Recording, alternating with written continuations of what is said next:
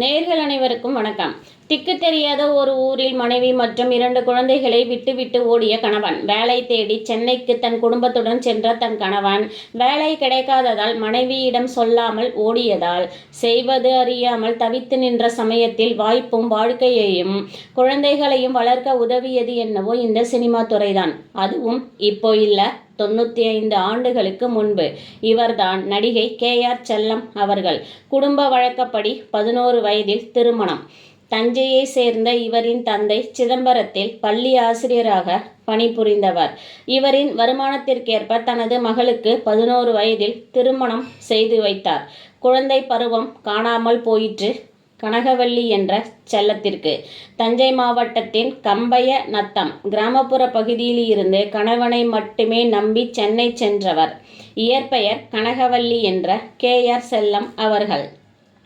வேலையற்ற, யார் என்ன சொன்னாலும் பொறுப்பற்ற கணவன், ஆட்டி படைத்த மாமியார், 11 வயது பால்ய திருமணம், அடுத்தடுத்து 2 குழந்தைகள், விளையாட வேண்டிய வயதில் வறுமை சூழ்ந்து கொள்ள வெளியில் சென்று பிழைக்கலாம் என்று கனகவள்ளி சொல்ல, அப்போதைய பம்பாயில் உள்ள தனது உறவினர் வீட்டுக்கு சென்று வேலை தேடிய பொழுதும் வேலை கிடைக்கவில்லை.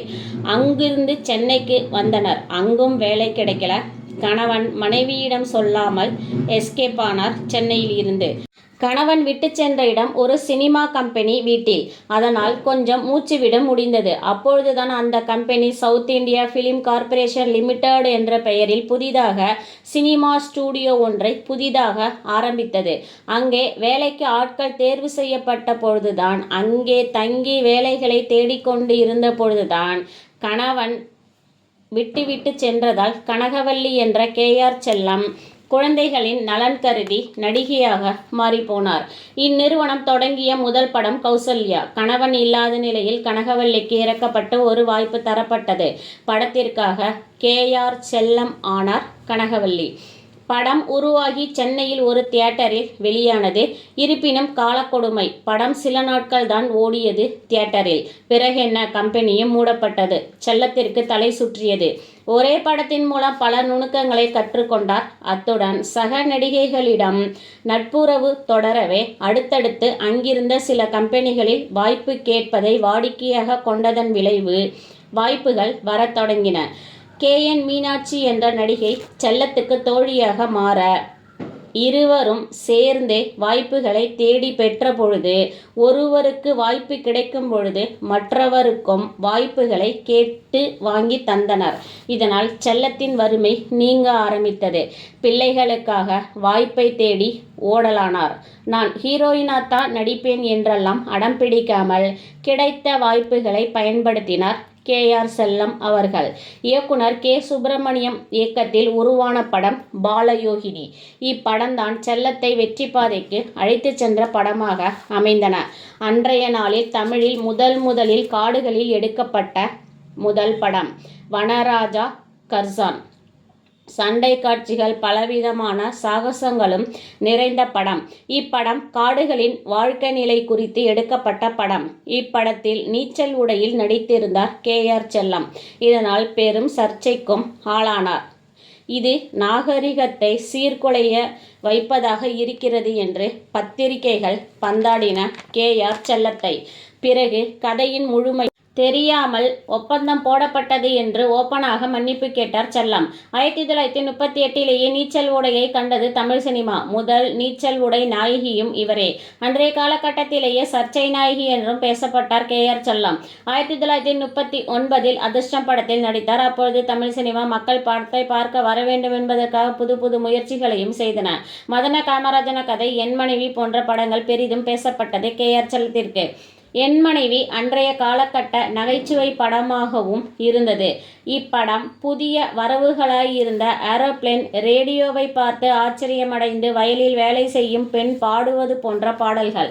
பெண்களுக்கே விதிக்கப்பட்டதுதான் சமையலறை என்பது போல இந்த சங்கடமான சமையலை விட்டு சங்கீதம் பாடப்போறேன் என்றும், அதுவும் ரேடியோவில் பாடப்போறேன் என்று வேலை தந்த முதலாளியிடம் சொல்லிவிட்டு போகும்போது ஒரு பெண் பாடுவது போன்ற பாடல் அன்றே பிரபலம். சமையல் கட்டு என்றால் அது எல்லா காலத்திலும் பெண்களுக்குத்தான் என்பது போலவும், சிட்டுக்குருவி செய்தி தெரியுமா என்ற அன்றைய காலகட்ட இனிமையான பாடல். என்னை விட்டு சென்ற கணவன் இன்னும் வீடு திரும்பல என்பதாய் அமைந்த அந்த வரிகள் தமிழ் சினிமாவில் நடித்து கேஆர் செல்லம் புகழ் 8 திக்கும் பரவியது. சென்னையில் நிர்கதியாய் விட்டு சென்ற கணவன் திரும்பி வரவே இல்லை. தொடர்ந்து படங்களில் தனது கவனத்தை செலுத்தினார் கேஆர் செல்லம் அவர்கள்.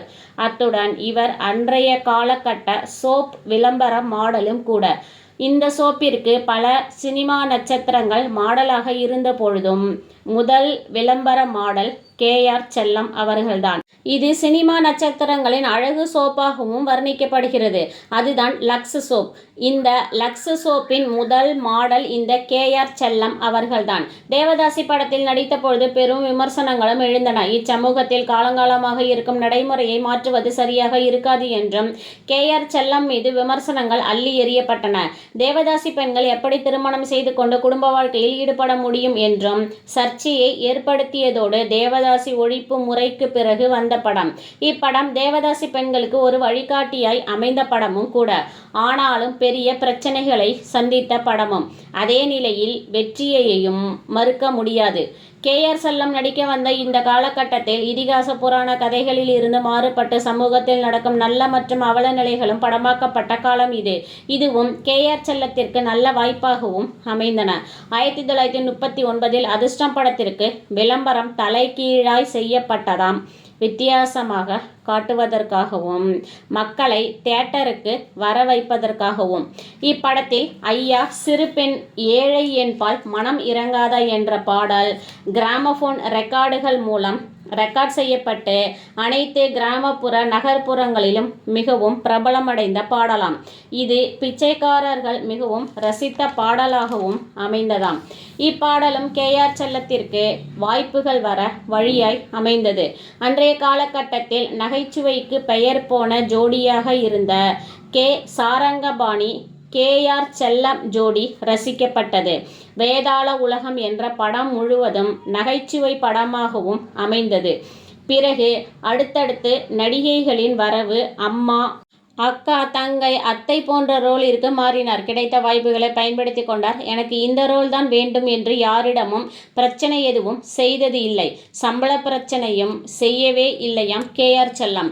குடும்ப நிலை மற்றும் குழந்தைகளின் நலன் கருதி நடிக்க வந்தாலும் அடைக்கலம் தந்தது என்னவோ சினிமா துறைதான் என்பதால் பெரிதும் நம்பிக்கைக்கு உரியதாய் மாறிப்போனது சினிமா மற்றும் சினிமா துறை சக நடிகர்களின் நட்பு.